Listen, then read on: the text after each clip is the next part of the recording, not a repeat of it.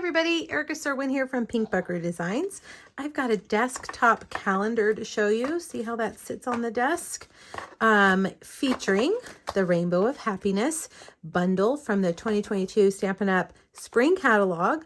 We're also using celebration paper. Celebration means free. So this is free with a $50 purchase. One of the things you can choose. Gorgeous paper.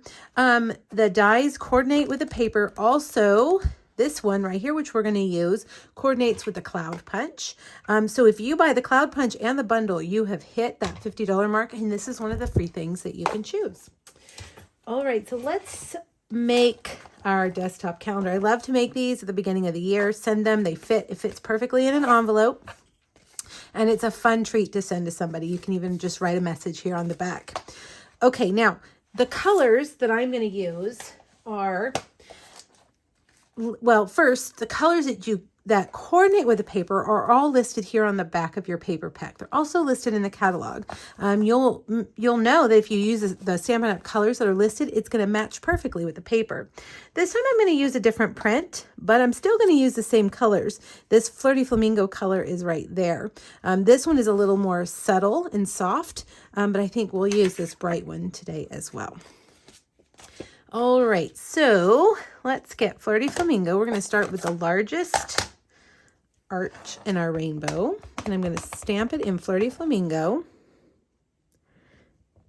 You know what? I didn't put my mat underneath. Let's see if I can get this without needing the mat. All right, good. Next, we're going to stamp Mango Melody, but we're going to stamp off on grid paper first. All right, so we'll get that next sized, stamp that off on our grid paper, and then stamp that right there. See how it's light? Now I'm going to take the words and stamp those right over it. It says, sending you a rainbow of happiness. Okay, next we're going to use So Saffron, which is a yellow. Mango is more of an orange. There we go. You know, you can do your rainbow any colors that you want. There's no right or wrong here. I have actually done this rainbow in multiple combinations. And right there, Pool Party. Okay, now there isn't a die for the rainbow, so we're going to cut it out with scissors. I'm going to use my small Stampin' Up! Paper snips. These are really good for fussy cutting. And I'm going to go around the outside edge, leaving a little bit of a white border. Getting a little bit too close there. Now, if your rainbow arches don't match up, don't stress. Just cut it off straight like that. These aren't supposed to be perfectly symmetrical, and sometimes your photopolymer stamps misshape a little bit when you put them on the block, which you can fix by just laying it down on your desk. But if it's a little bit misshapen, it's okay, because this rainbow truly isn't designed to be a perfect rainbow. Kind of looks like a hand-drawn rainbow. All right, now we've got that. Let's punch out our cloud. And I'm going to cut off the bottom of this paper so that my punch can get in there. You just take your cloud punch, turn it to the back, and punch out one of your rainbows like that. And now the easy part, let's just put it all together. I have a basic white card base. This is a half sheet of cardstock cut at the short side at 4 1/4 and then scored at 5 1/2. I'm going to adhere a piece of Designer Series paper. Now, again, any of the patterns in the pack will work here. All right, and it's 4 by 5 1/4. Now, I have pre-cut a stitched white scallop, and we're going to put this onto our card or our calendar with dimensionals.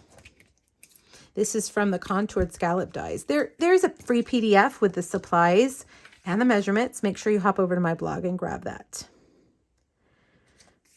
Okay, now we're going to put the cloud behind it because we don't want it to cover up those words that we put on there. So I'm going to do that flat with my Stampin' Seal. And then take my dimensionals, put them down on here like that, and put this right at the top. You want it to get to the top edge so you have enough room for your little calendar.